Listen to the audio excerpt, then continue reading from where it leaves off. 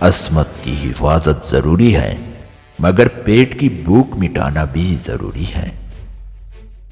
پہلے مذہب سینوں میں ہوتا تھا، آج کل ٹوپیوں میں ہوتا ہے۔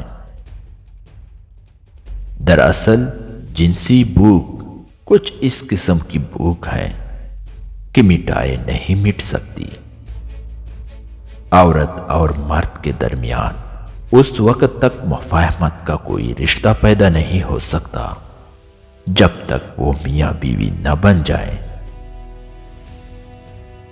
میں تو بعض اوقات ایسا محسوس کرتا ہوں کہ حکومت اور رعایا کا رشتہ روٹے ہوئے خاوند اور بیوی کا رشتہ ہے، بظاہر ہیں لیکن در حقیقت کچھ بھی نہیں۔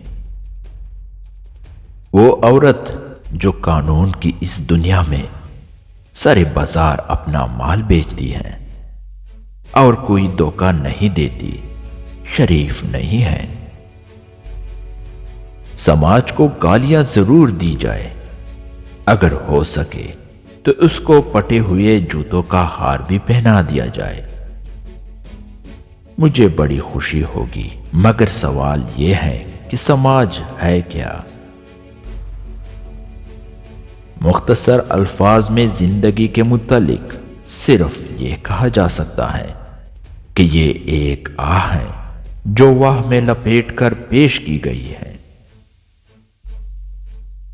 انسان کی زندگی میں اس کا پیٹ سب سے زیادہ اہم ہے۔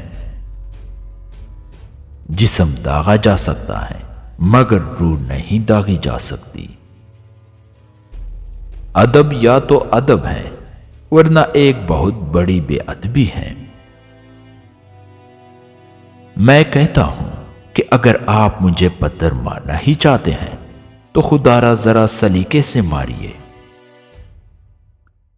یاد رکھیے، وطن کی خدمت شکم سیر لوگ کبھی نہیں کر سکیں گے۔